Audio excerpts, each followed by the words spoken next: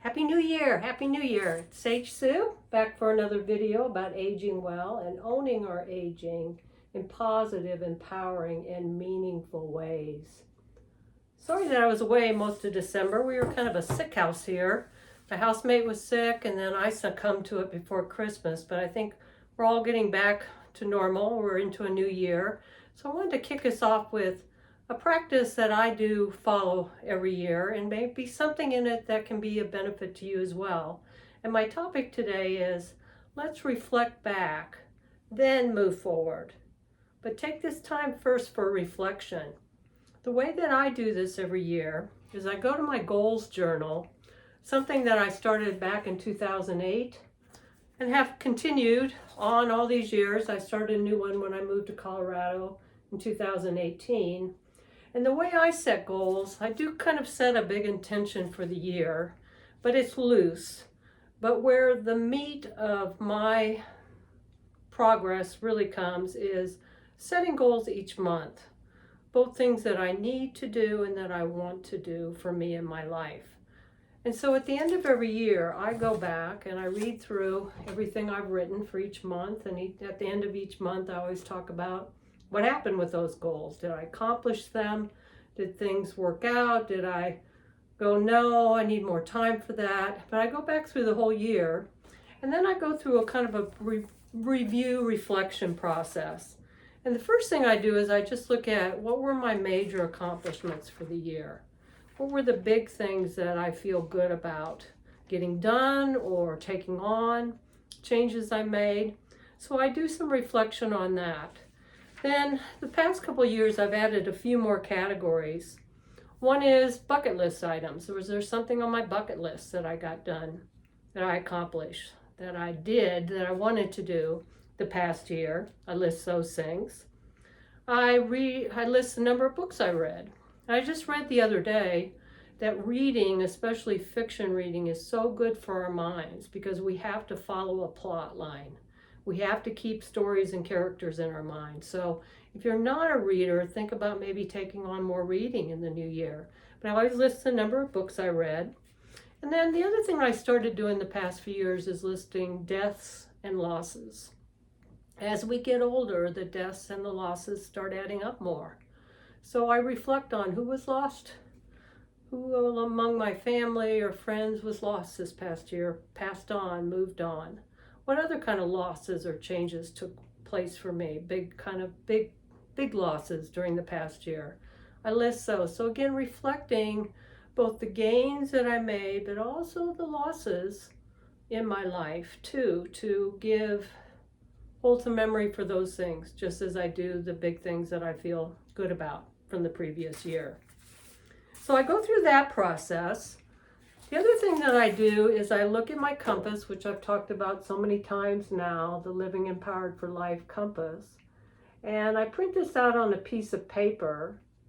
And then I list out just everything that I did, or anything that I did on each of those areas in the previous year. So it looks something like this, where I kind of think about each piece of the compass and then think about things that I did to put some attention, put some focus on those areas.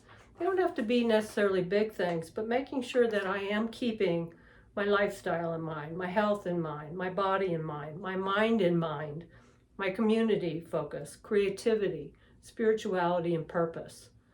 And sitting down again, doing some reflecting on each of these compass areas to make sure that I am keeping and holding them in mind for my thriving, my well-being, my thriving with age. The new one that I'm going to add this year, I'm doing in memory and honor of Jimmy Carter and his life. The exemplary, is that the right word? The super role model life that he led, and really his focus on making a difference. And it's funny, not in a ha-ha way, but synchronicity-wise, that before I heard about his death a week ago, I had just looked at this quote on my closet door and pulled it to use in my AgeTHRIVE group this coming month. And here's the quote, and I'll read it to you too. My faith demands This is not optional. My faith demands that I do whatever I can, wherever I can, whenever I can, for as long as I can, with whatever I have, to try and make a difference. So the thing I'm going to add for my reflection this year is, where did I make a difference in the world this past year? And again, always holding that close in mind for me, for the past year, but for the new year coming forward. The things that come to mind for me, I contributed to a food bank all year, and one that was actively asking for specific items where you could purchase those items and send them to the food bank, knowing that they were things that the people using the food bank needed and wanted. I pick up trash in the neighborhood. That may sound silly, but I like and honor and want a clean, beautiful neighborhood. So my contribution is, and I know others do it as well, pick up trash when I see it, when I'm out with my dog walking. Pick that up so it doesn't pile up. And every time I walk out and see the streets and sidewalks clean, then I know that I've contributed. I hope somehow through these videos I've made a difference, even for a few of you, as well as the educational work I do with AgeTHRIVE at my church. I hope that's making a difference. But those are a few of the things I think about when I reflect on how can I make a difference, and again, how can I take Jimmy Carter as a role model and keep doing, again, whatever I can, wherever I can, whenever I can, for as long as I can, with whatever I have, to try to make a difference in the world. Again, maybe that's a new challenge for you for 2025. I'll end with just a quick thing.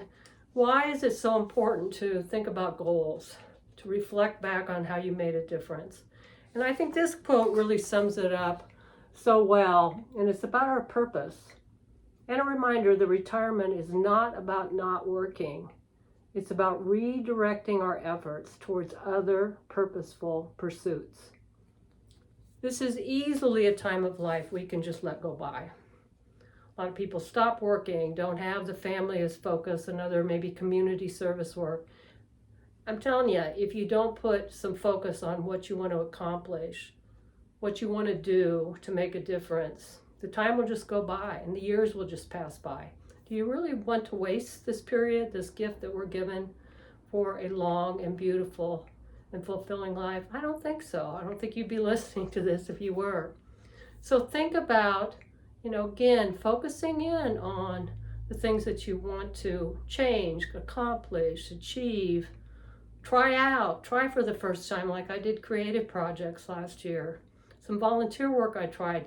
Doesn't mean everything has to be successful, but you're out, again, putting effort into the world. And then think about where you can make a difference, even if it's the tiniest difference. If we all do that, our world will be better by the end of 2025. I'm wishing you a very happy new year. I'll be back for more videos more regularly again, now that the new year is kicked off. And just a reminder, you can find me on YouTube at my channel at AgeTHRIVE, and on Facebook, Let's Thrive with Age. Have a good one. I hope the new year treats you so very, very well. I wish you the very best, and I will see you soon. Take care.